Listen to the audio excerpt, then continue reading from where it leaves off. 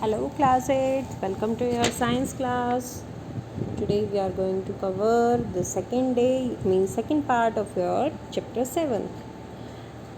Today we are going to discuss about cause of loss of biodiversity. कि जो loss of biodiversity है उसके causes क्या हैं.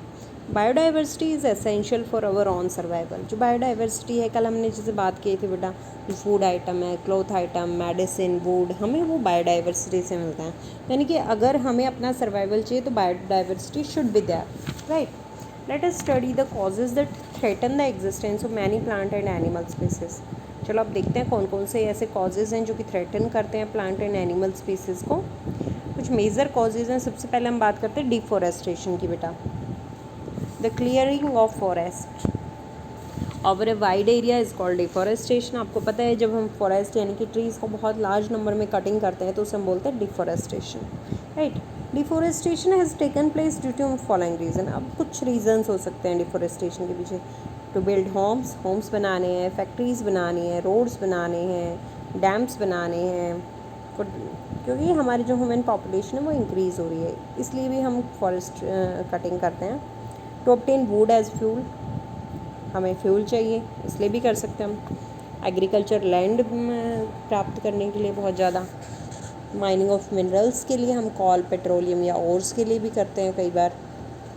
ये तो ह्यूमन मेड कॉजेज़ हुए. कुछ होते हैं नेचुरल कॉजेज़, जैसे कि फॉरेस्ट फायर्स हो जाती हैं, सीवियर ड्रॉट आ गया, attack of insect and pest हो गया, या फिर over grazing by cattle, sheep, horses.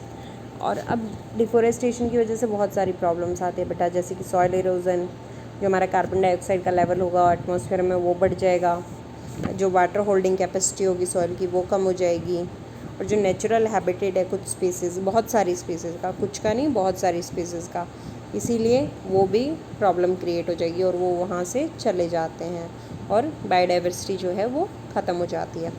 Next हम बात करते हैं इलीगल हंटिंग की. जब एनिमल्स को कमर्शियल यूजेस के लिए इलीगली हंट किया जाता है, मारा जाता है, उनके अदर बॉडी पार्ट्स के लिए, skin, fur, tusk, claws, meat and other body parts, तो उसे हम बोलते हैं पोचिंग बेटा. क्या बोलते हैं? पोचिंग.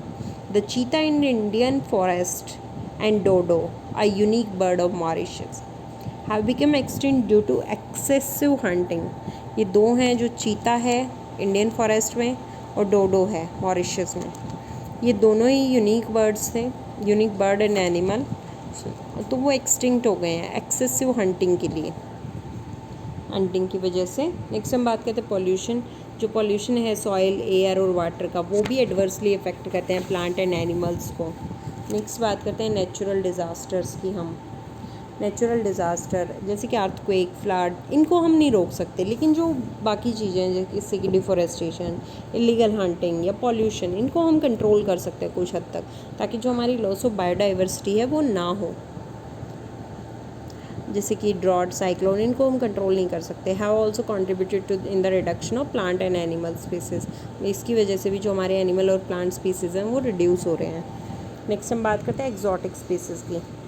कई बार क्या होता है, कुछ स्पीसीज़ कहीं और से दूसरी जगह आ जाती हैं, जिसकी वजह से जो नेटिव स्पीसीज़ होते हैं जो वहाँ पे रहती हैं वो प्रॉब्लम में आ जाते हैं. उनको स्पेस कम पड़ जाता है, फूड कम पड़ जाता है, तो ये कुछ चीज़ें होती हैं जो कि कम पड़ जाती हैं. जैसे कि वाटर हाइसिनेथ और यूकलिप्टस है. वाटर हाइसिनेथ बहुत तेज़ी से ग्रो करता है बेटा और सारे वाटर को कवर कर लेता है, जैसे कि पॉन्ड, लेक्स. तो इसकी वजह से जो वहाँ पे नेटिव एक्वेटिक प्लांट्स होते हैं उनका जो सर्वाइवल है वो मुश्किल में आ जाता है, राइट. नेक्स्ट हम बात करते हैं फ्लोरा एंड फोना की बेटा. All the different kind of plants living in their natural surrounding.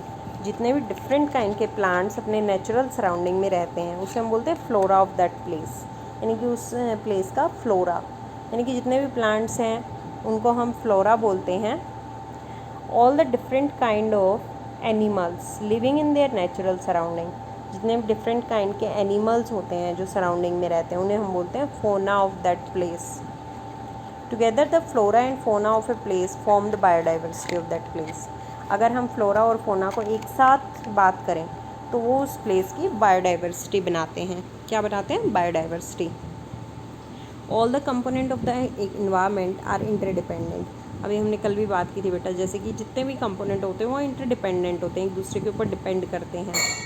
Any change in one component may affect all other component, कोई भी एक कंपोनेंट में चेंज सारे कंपोनेंट्स को चेंज कर सकता है। So we need to conserve biodiversity, इसीलिए हमें बायोडाइवर्सिटी को बचाने का बहुत ज़्यादा ज़रूरत है।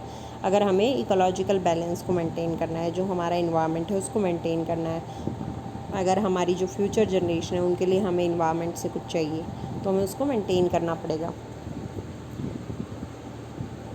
नेक्स्ट बात करते हैं हम IUCN की बेटा, the international union for conservation of nature and natural resources. जो इंटरनेशनल यूनियन है conservation of nature and natural resources की, जिसे कि अब हम जानते हैं वर्ल्ड कंजर्वेशन यूनियन के नाम से, WCU। जो ICU है बेटा वो क्या करती है, एक कॉम्प्रिहेंसिव लिस्ट बनाती है, जो थ्रेटेंड स्पीसीज़ हैं उनकी। जो मेन एम है IUCN रेड लिस्ट का, वो फोकस करना होता है कि जो कंजर्वेशनिस्ट हैं, जो संरक्षण करता है, उनका ध्यान इस तरफ खींचना कि कौन ख़त्म होने वाले हैं, उन स्पीसीज़ को ज़्यादा केयरफुली ऑब्ज़र्व करें और उनको बचाने की कोशिश करें। मेन एम यही होता है IUCN का। Thank you and have a nice day.